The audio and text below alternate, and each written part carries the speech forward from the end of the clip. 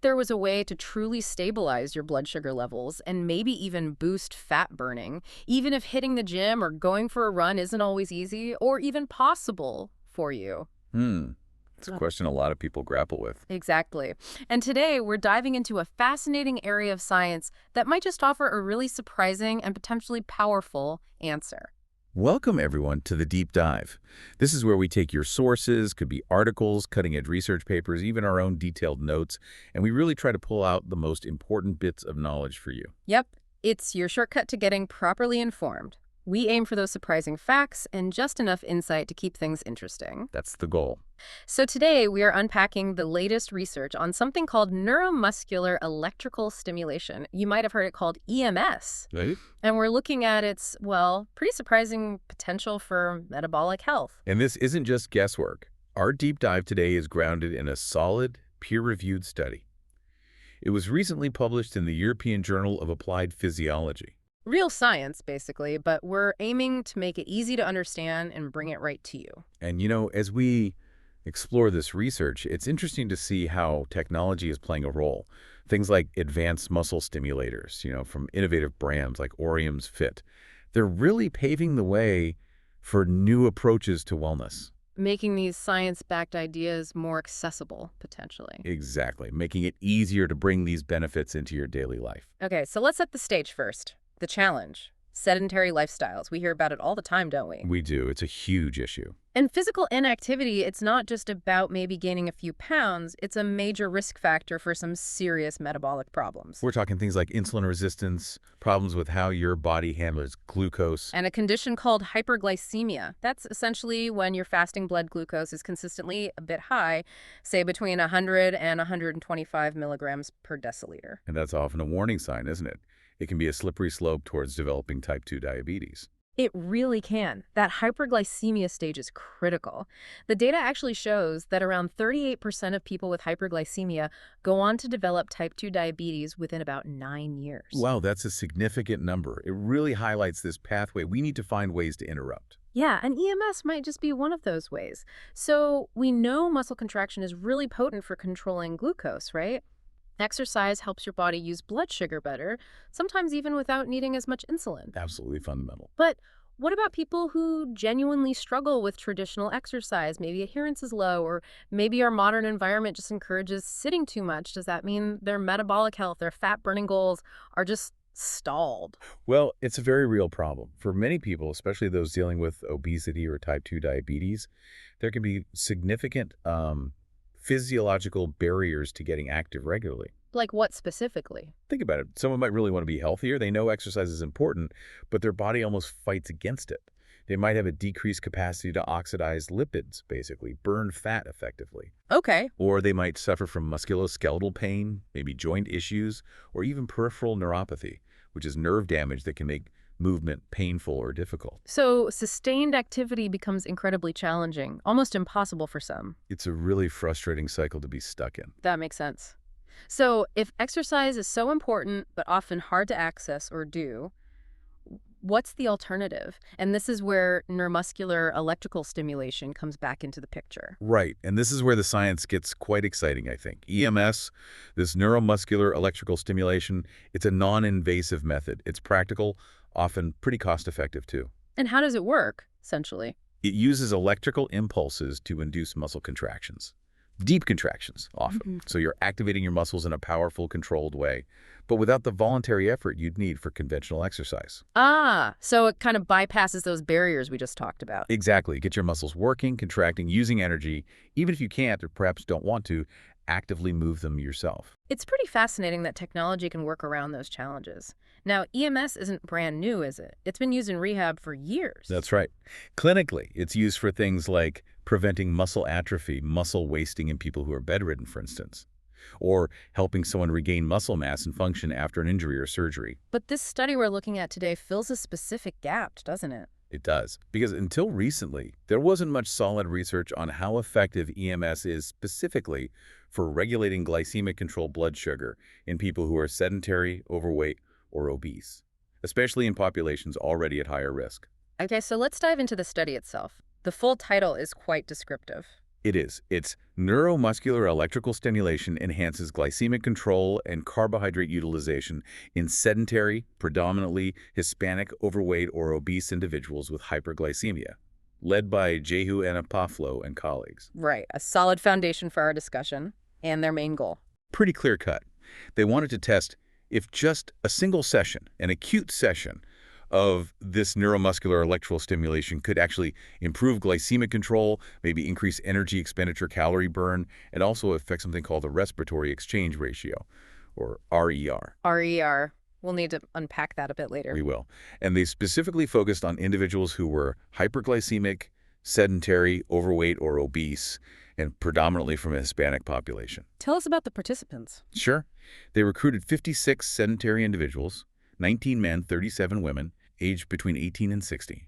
Their average BMI was around 34.8, putting them firmly in the overweight or obese categories. And the demographic focus? Really important here, 86% of the participants self-identified as Hispanic, and critically, all of them had fasting glucose levels of 100 milli-GDL or higher. So they were all in that hyperglycemic range, and actually, 19% already had a type 2 diabetes diagnosis. Why is focusing on this predominantly Hispanic population significant in the U.S. context? Well, unfortunately, this community often experiences a higher prevalence of both obesity and sedentariness compared to non-Hispanic groups. Plus, they frequently face socioeconomic barriers that can make regular physical activity difficult to access or maintain. So EMS could be a particularly impactful tool for this community, offering something practical, accessible. Potentially, yes. Where traditional exercise might face more hurdles, this could be a viable alternative. Okay, let's talk methodology. How did they actually run the experiment? It was quite well controlled. Participants came in after an overnight fast and had a single 30-minute session of EMS applied to both their quadriceps muscles, the big muscles on the front of the thighs. Just one session. For this part of the study, yes, they wanted to see the acute effects. But they monitored things closely. Glucose levels were tracked continuously for over 48 hours using those continuous glucose monitors, CGMs. Ah, so you get the full picture, not just a snapshot. Exactly. They compared the day with the EMS session to a separate control day without it. They also measured energy expenditure and what fuels the body was using via indirect calorimetry. And food intake. Controlled. They provided a standardized eucaloric diet on both days, so nutrition wasn't a confounding factor. Smart. What about the EMS protocol itself? What kind of stimulation was it? They placed electrodes bilaterally on both quads. The device delivered what's called a cycled biphasic waveform. The frequency was 50 hertz, which is considered high frequency, good for strong contractions. Pulse duration was 300 microseconds. And the timing. It was continuous stimulation for 30 minutes, but using a duty cycle of 10 seconds on, then 30 seconds off. That rhythm helps get deep engagement without totally fatiguing the muscles too quickly. And intensity, was it the same for everyone? No, and that's important. It was adjusted individually up to each person's maximum tolerance level, ranging from 1 to 120 milliamps. This ensures it's effective, but still comfortable enough to endure for the 30 minutes. Okay, makes sense. Now, the exciting part, the results. What did they actually find? Let's start with glycemic control. Right, so the immediate effect was noticeable. That single 30-minute session acutely reduced average glucose levels. They went from about 116.2 milli-GDL just before the stimulation down to 113.2 milli-GDL right after. So a measurable drop right away. Yes. But here's what I think is the really significant, perhaps even novel finding. When they looked at the full 24 hours using the CGM data, while the average glucose level over the whole 24 hours didn't change dramatically between the EMS day and the control day, the stability of the blood sugar did, significantly. Stability, you mean fewer big spikes and crashes? Precisely. They measured glucose variability using the standard deviation of the glucose readings over 24 hours. On the EMS day, that variability was significantly lower, 18.0 milli-GL, compared to the control day, which is 20.0 milli-GL. Okay, why is that such a big deal? Lower variability, fewer ups and downs? It's huge. Think of your blood sugar like maybe a roller coaster across the day. For a long time, the focus was just on keeping the average height of the roller coaster low. Makes sense. But what this research and other emerging science suggests is that maybe the smoothness of the ride is just as, if not more, important. Those big, rapid swings, high peaks, followed by sharp drops, that high variability is what really puts stress on your body's systems. Ah, okay. Like metabolic whiplash. Kind of. That high variability is increasingly linked to inflammation, oxidative stress, and ultimately the development and progression of diabetes complications eye problems, kidney issues, nerve damage. So reducing those fluctuations, improving that stability, even if the daily average only nudges slightly, is actually a major win for long-term health. Absolutely.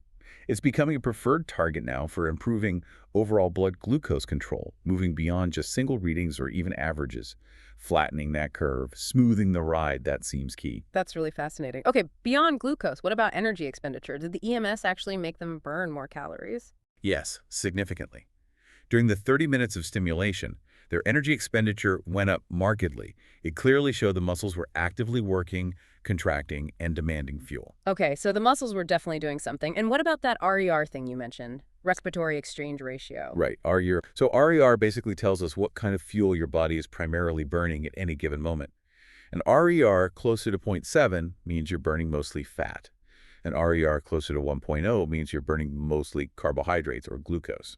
Got it. Fat versus carbs indicator. Essentially, yes.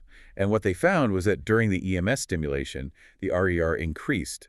It went from an average of 0.79 beforehand to 0.80 during, with the biggest jump happening in the first 5 minutes. So an increase means? It means their bodies shifted towards burning more carbohydrates, more glucose during the stimulation. Which makes sense if the muscles are contracting and needing quick energy, right? Exactly. Muscle contraction, whether it's from voluntary exercise like running or induced by EMS, dramatically increases the muscle cell's demand for oxygen and energy. And carbs are often the preferred quick fuel source. They are. So this increased demand pulls glucose out of the bloodstream to fuel those contractions, which helps explain both the acute drop in glucose levels we saw and this shift in RER towards carbohydrate utilization. Is there anything unique about how EMS causes this compared to regular exercise? Well, one interesting aspect is muscle fiber recruitment. Conventional exercise usually recruits your slower twitch, endurance-focused type I fibers first, and then brings in the faster twitch, power-focused type 2 fibers as intensity increases. Okay. EMS, however, can often stimulate both type I and type 2 fibers more non-selectively right from the start. Engaging those type 2 fibers, which rely heavily on glucose, might lead to a relatively higher utilization of carbohydrates compared to some forms of voluntary exercise. So potentially a very effective way to get muscles burning glucose quickly. It seems that way, based on this study. Okay, let's pull back a bit. So what are the real-world implications here? Well, they're potentially quite profound. This research strongly suggests that EMS could be a really valuable tool for preventing type 2 diabetes, particularly in those high-risk groups we discussed. By offering a practical way to improve glycemic control, especially that crucial stability. Exactly. And it directly addresses many of those common barriers to traditional exercise. Think about people who feel they lack willpower, or they're always tired, or they don't have time, or they're afraid of getting injured. Or maybe self-conscious about exercising in public. All of that, especially in communities facing socioeconomic constraints, or gym memberships or safe places to exercise, might be limited. EMS offers something accessible, something you could potentially do at home. Let's talk practical advantages then. What makes it appealing? Okay, several things. First, it's simple and non-invasive, generally very well tolerated. This study reported little to no adverse events. Good to know. It's portable. Many EMS devices are small. You can use them basically anywhere. This means you could potentially apply it unsupervised at home, which is huge for convenience and adherence. Much cheaper than traveling to a clinic or gym all the time. Definitely more cost-effective in that sense. And it's multitasking friendly. You could genuinely use it while reading, watching TV, maybe even working at a desk, depending on the device and placement. And that convenience factor could lead to people actually sticking with it more consistently, right? Higher adherence. That's the hope, and off to the reality. If something fits easily into your life, you're more likely to do it regularly. So if this tech offers these benefits, better glucose stability, increased energy use, overcoming barriers, it makes you think about how these solutions are actually reaching people. Right, and that's where innovation from brands comes in. You mentioned Orium's Fit earlier. They're really focused on designing muscle stimulators, enhanced with this EMS technology, that are both powerful and portable. Making it practical for daily life. Exactly, and it's interesting, Orium's Fit has actually been recognized as Best Product of the Year for 2 years, running by productreview.com.au. That's Australia's big product review authority. 2 years in a row, that says something. It really does speak volumes about the quality and I think the impact of the technology they're developing. They're essentially making it easier for people to bring these kinds of science-backed metabolic benefits right into their own homes. That's a significant endorsement.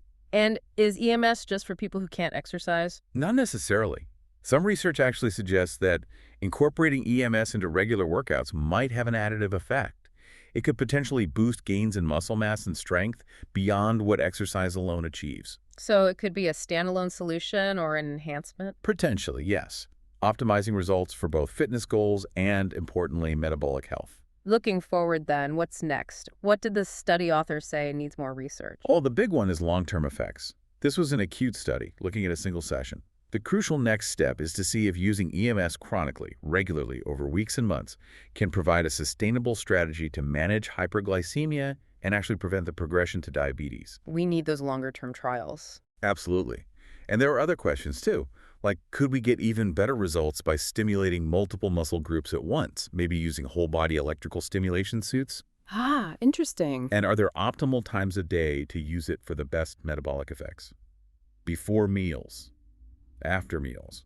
We still need to figure out how to best fine-tune and maximize the benefits. Lots more to explore then. So let's quickly recap the main takeaways from this deep dive on neuromuscular electrical stimulation. Okay, the key message is that EMS shows significant potential.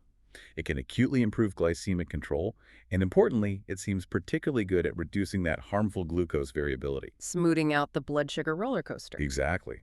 It also increases energy expenditure and shifts fuel use towards carbohydrates during stimulation. Making it a really promising alternative for people who face barriers to conventional exercise. Definitely. And maybe even a tool for anyone looking to optimize their metabolic health and potentially enhance fat burning efficiency. This knowledge, though, it's most powerful when you think critically about it and see how it might apply to you, isn't it? Always.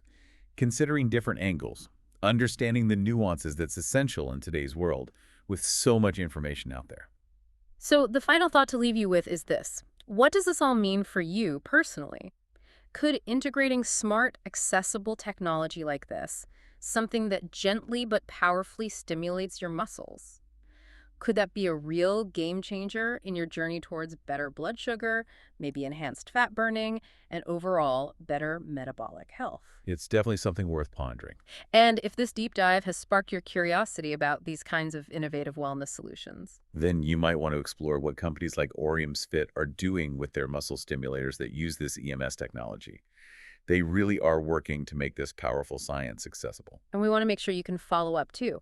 For more detailed articles and even links to the original study we discussed today, definitely check out the Orium's Fit research blog. Yeah, it's a great resource. It's packed with peer-reviewed insights to help you make informed decisions about your health and wellness journey. Also, take a look at the main Orium's Fit website for their latest product updates, and you can join their community there too. And please remember, you're a really valued part of this deep dive community as well. We always appreciate it when you comment, share, or follow the deep dive wherever you get your podcasts.